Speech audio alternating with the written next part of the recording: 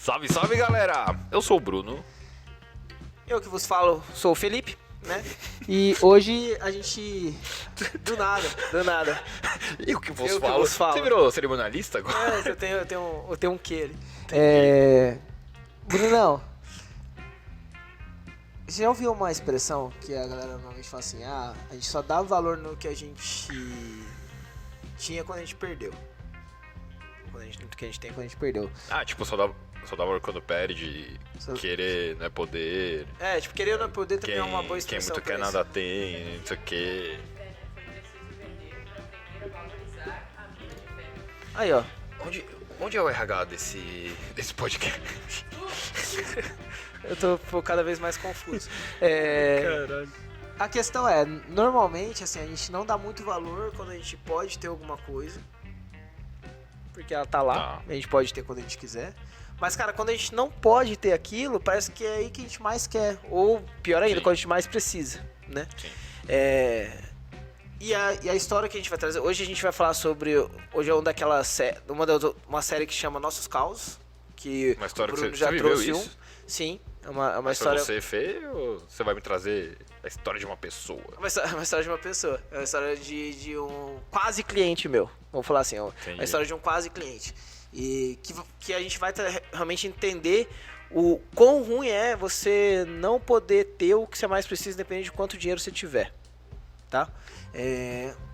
Bem-vindo ao episódio de hoje do podcast Planejando Bem, o seu podcast semanal sobre o que realmente importa. Roda a vinheta, motherfucker.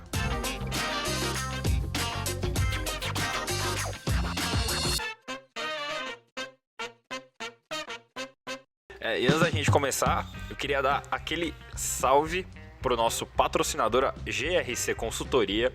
Se você aí, meu amigo, que tá nos assistindo, tá infeliz com a sua carreira, não aguenta mais seu chefe, não aguenta mais servir café pra sua chefe, se você quer ter por que lutar, uma atividade legal na sua vida, você quer ter um emprego da hora, converse com esse cara, converse com a GRC Consultoria. Se você quer melhorar a sua vida financeira e De quebra ajudar alguém.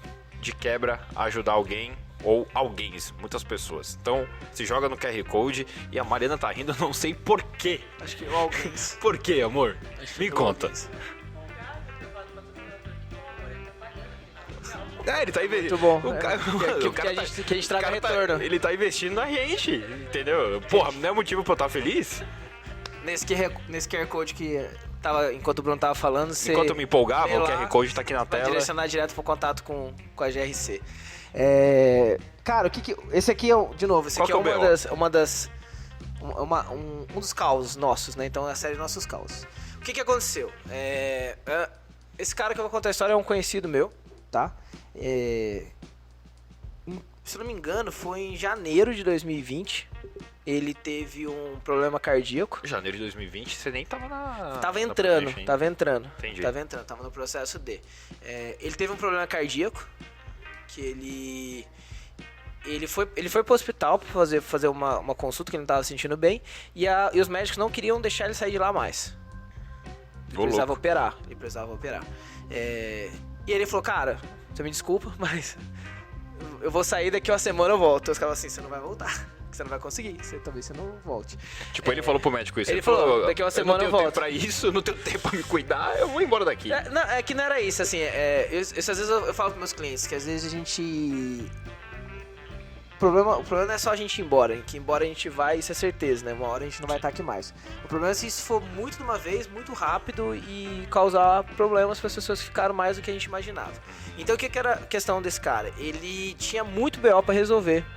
E ele tinha muito medo de entrar numa mesa de cirurgia, abrirem o peito dele, mexer no coração dele e ele nunca mais levantar dela. Ele deixaria muita coisa pra resolver.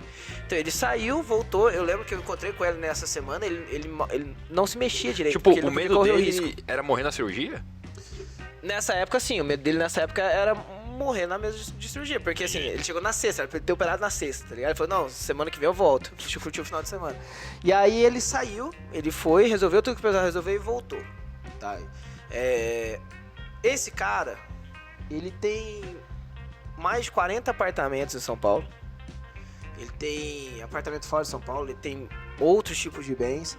Ele é um cara que tem muita grana. tá? E essa grana, a maioria é patrimônio, né? Ele tem muito patrimônio. Tipo, eu não consigo imaginar um aluguel em São Paulo por menos de R$1.500. Ou R$1.000, vai. R$1.000. Ou seja, só de apartamento ele já tem um faturamento muito maior que mais de 80% da população brasileira. Assim, e o problema nem era essa grana que entrava, mas assim, são todos apartamentos que valem bastante dinheiro. Sim. Né? Então ele assim, o que era ele não é tão jovem mais, né?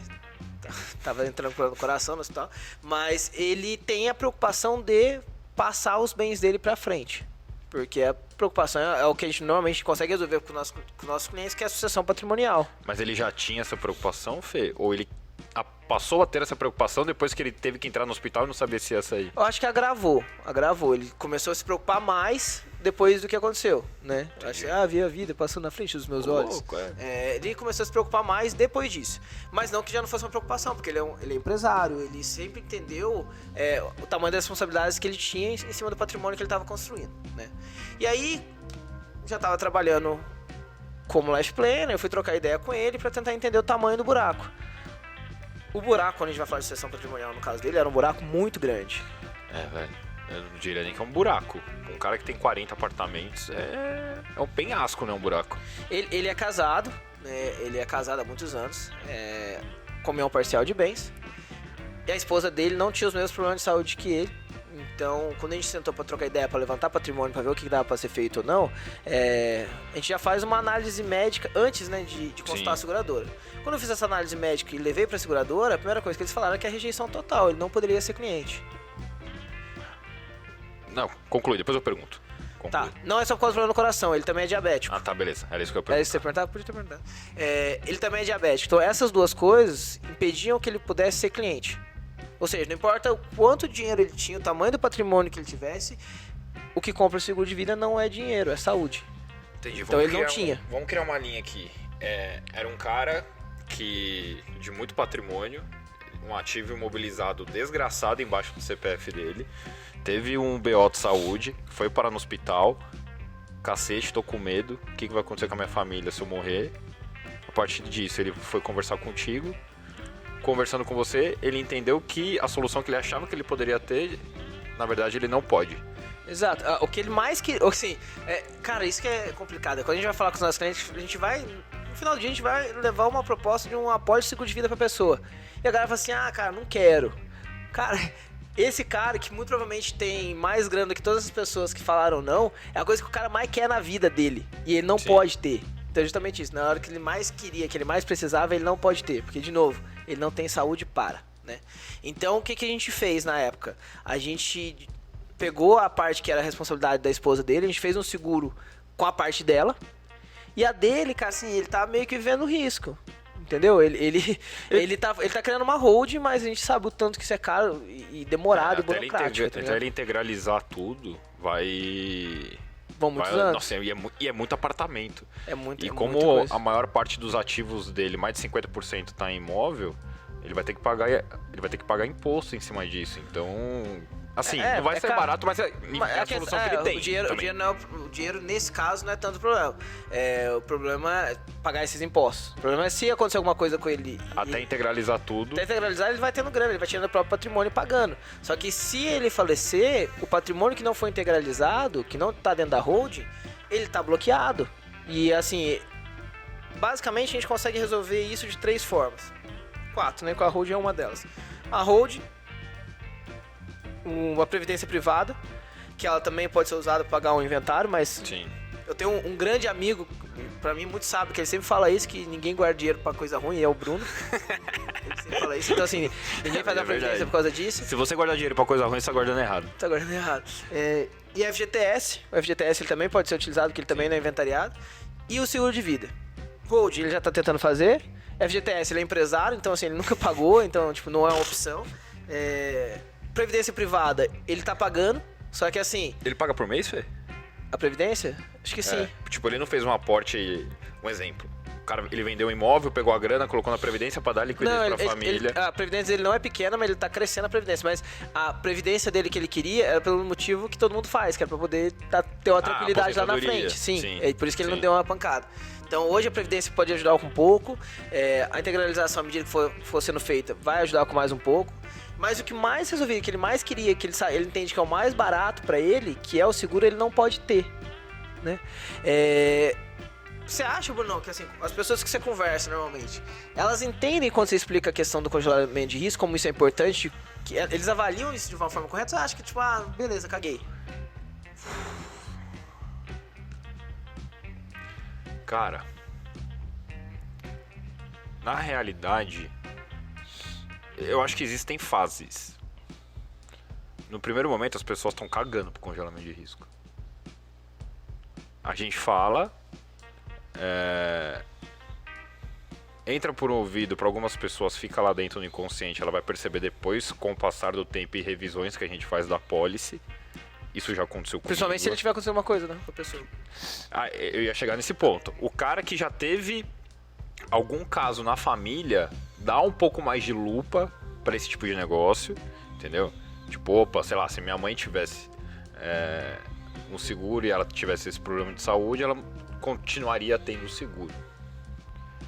Mas a maioria das pessoas, velho, quando elas conhecem de fato o que um seguro de vida faz, elas não percebem o tamanho da importância do congelamento de risco.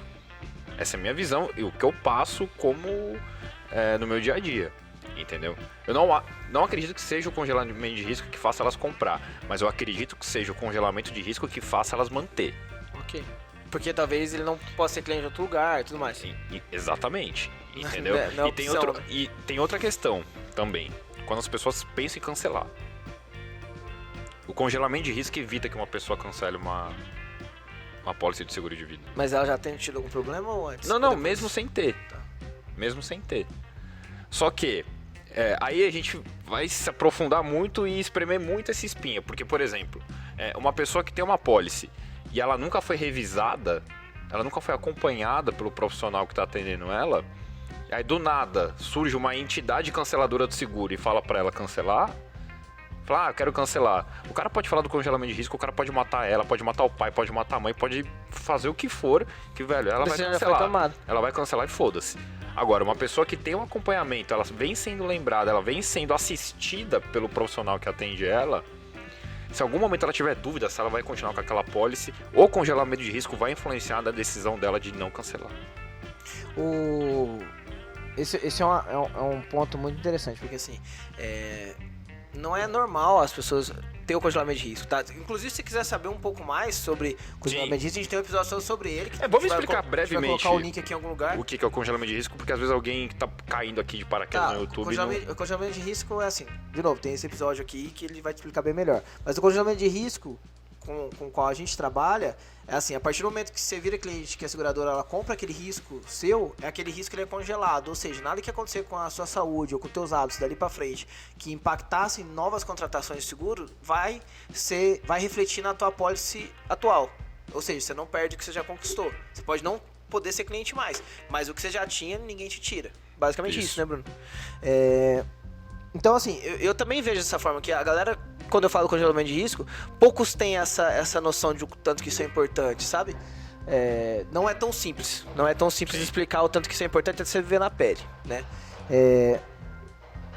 O que eu consigo entender, Bruno, é que assim, muitas pessoas, quando a gente fala de sucessão patrimonial, que é o caso, essa preocupação desse amigo meu, eles sempre acham que vai dar pra dar um jeito. Alguma coisa dá pra ser feita. Né? O jeitinho brasileiro impera, né? Muitas vezes. Eu tenho o Fábio, que já veio aqui com a gente ser entrevistado pela gente, ele e a Karine, eles moram numa casa que é alugada, né? E o proprietário dessa casa morreu recentemente. Vixe, foi pra inventário. A viúva visitou ele na semana passada com um corretor. E é um corretor específico que ele é indicado, tem que ser alguns tipos de corretores, que ele vai lá para avaliar quanto vale a casa. E cara, não é, vou ver quanto que é o valor venal. O valor venal só serve para poder fazer cálculo de IPTU, tá? Sim. Então assim, ele vai ver quanto que vale a casa e ainda vai comparar com o metro quadrado da região.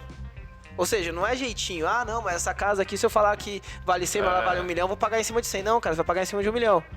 E então, o que eu entendo, nossa, que existem formas, outras formas de se proteger para isso. Você tem outras formas, que a gente falou, da previdência privada, FGTS. O seguro ele não é a única forma de se proteger quanto esse problema da sucessão patrimonial. Mas, cara, com certeza, de longe, ela é a mais barata, mais fácil e, cara, a mais rápida, porque a que tem mais alavancagem financeira na hora que você mais vai precisar. Sim, concordo. E a mais simples, se você tiver saúde, se você puder ter também, né? Porque não vou ficar aqui falando de novo porque o Fê já explicou. Você tem... Todo mundo tem opção. Mas as melhores opções nem sempre são as que estão acessíveis a você. Esse cara,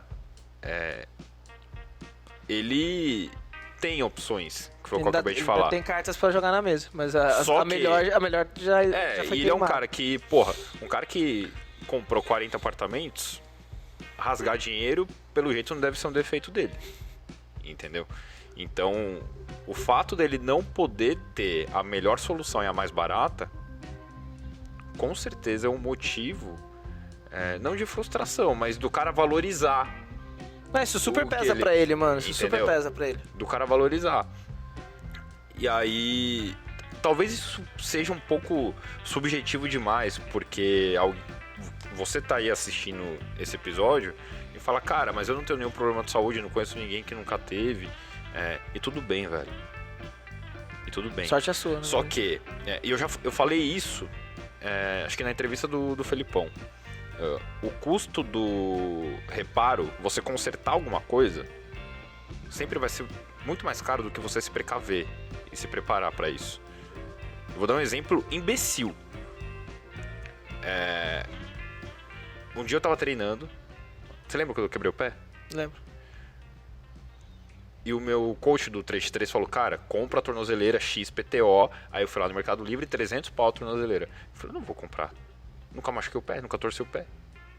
2 semanas depois, torci o pé. Caí em cima de um buraco, meu tornozelo ficou do tamanho dessa caneca.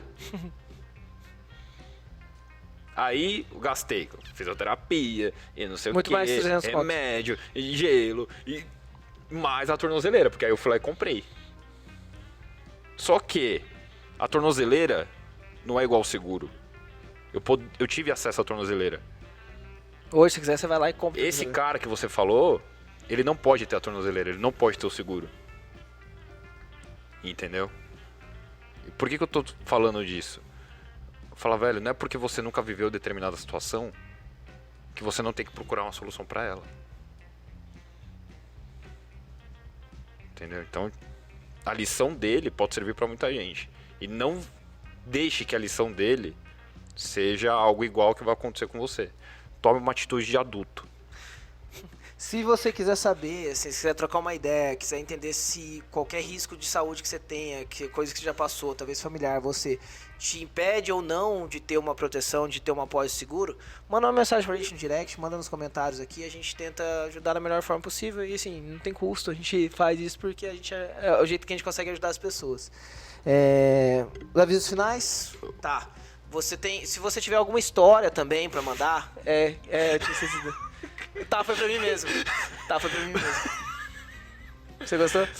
Tá. Vai. Tá. Continua. Se você tiver alguma história, pode ser tipo essa que aconteceu contigo, aconteceu com uma pessoa que você conhece, que você quer a nossa opinião técnica sobre isso, quer a nossa opinião de qualquer forma, quer uma luz, saber quem tá errado, quem tá certo. Manda pra gente no stories, @planejandobem.com.br. A gente dá uma lida, a gente responde por lá e a gente filtra as cartas, né? Que é da carta do ouvinte, a gente traz pros episódios. Eu vou até ir um pouco além. Se você conhece alguém que tem determinada patologia ou algum problema de saúde e que você tá na dúvida se essa pessoa pode ou não ter seguro, manda também. Fala, fulano de tal tem pressão 15/4, é diabético mas não tá acima do peso. Ele pode ter seguro? manda pra gente. A gente faz esse. Pode A gente Google, faz esse Google na favor. gente aí. A gente pode fazer esse Google na gente. Pra não correr o risco de perder esse conteúdo desse episódio. Se inscreve no canal, ativa as notificações, que assim que o episódio estiver disponível, o YouTube vai te avisar, tá? Esse episódio teve o patrocínio de GRC Consultoria e produção de Chip U Produções. Dá um grito aí. Uhul. Boa. As nossas redes sociais, @BrunoToledoLP, @FBornelli com 2 L's e @Planejando Bem, segue a gente lá no Instagram, @ChipU Produções, siga a nossa produtora. E a gente se vê no próximo. fiquem bem, pessoal. Beijo!